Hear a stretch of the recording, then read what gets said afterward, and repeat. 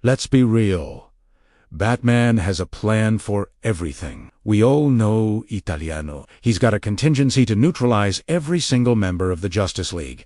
And yes, that includes the gods. His mind is a fortress of strategy that lets him outthink some of the most powerful beings in the universe. But what happens when the enemy isn't a god or a monster? What happens when his opponent is fate itself? How does a mortal man, even one as brilliant as Bruce Wayne, prep for the inevitable? He's outsmarted deities and aliens, but his greatest challenge has always been the one thing he can't punch: destiny. To even begin to understand how Batman could fight fate, you have to appreciate the sheer scale of his foresight. The most legendary example: the Tower of Babel storyline. This is when the world discovered that Batman, driven by his deep-seated paranoia, had created hyper-detailed plans to incapacitate every last one of his Justice League teammates.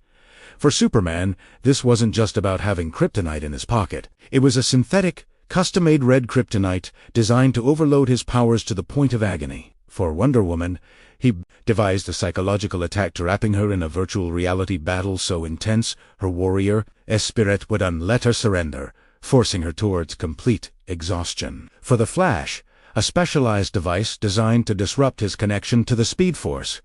These weren't just theories, they were fully executable strategies, and they worked. When Ra's al Ghul stole the plans, he almost dismantled the Justice League from the inside out. The fallout was so catastrophic, it got Batman temporarily kicked off the team he helped build. It proved a terrifying point. Batman's intellect is so potent that it can turn the world's greatest heroes into liabilities. He can map out the weaknesses of gods, because, to him, they're just incredibly complex systems waiting to be solved. Okay, but how do you solve destiny? In the DC universe, fate is a tangible force, sometimes personified by cosmic beings like the Spectre or Dr. Fate. Batman can't exactly use fear toxin on a concept, right? So he does the next best thing. He prepares for its consequences. His most brilliant moves against fate aren't about winning a hidden fight, but about building systems that defy a pre-written ending. Take the fail-safe protocol. This wasn't a plan to stop a villain. It was a robot, Batman's backup personality, created for one purpose: to neutralize Bruce Wayne if he ever crossed the line and killed someone. Failsafe knew every strategy, every weakness, every psychological trigger Batman had. By creating it, Batman was directly challenging his own dark potential. He was planning against his own fall from grace, flat out refusing to accept a destiny where he breaks his one rule. Then there's the Batman of Zer. This isn't just a quirky backup personality. It's a contingency against the fate of a complete mental collapse. If Bruce Wayne's mind is ever wiped or psychologically shattered, Zur-En-Arrh takes over a roar.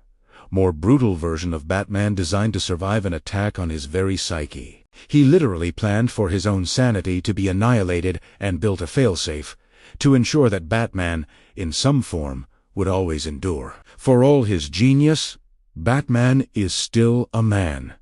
And that's his ultimate glass ceiling. While he can game out the actions of cosmic beings, he can't just erase the forces themselves. In a recent storyline, the villain Eclipso became immensely powerful and successfully possessed members of the Justice League. Batman, a non-magical human, only survived and helped win because he anticipated a magical attack and had already coordinated with Dr. Fate to create a magical amulet with a counterspell.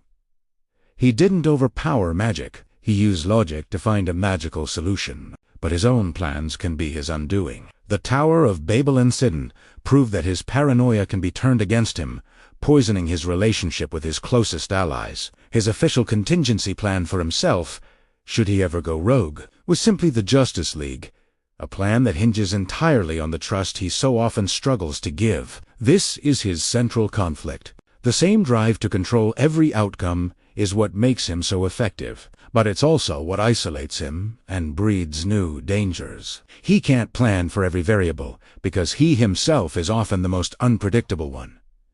So what's the verdict? Is Batman's relentless planning unnecessary evil, or is his paranoia his greatest weakness? Let us know what you think in the comments below. And if you enjoyed this deep dive into the Caped Crusader's methods, you know what to do. Hit that subscribe button and ring the bell for more. Can Batman actually plan faster than fate can react?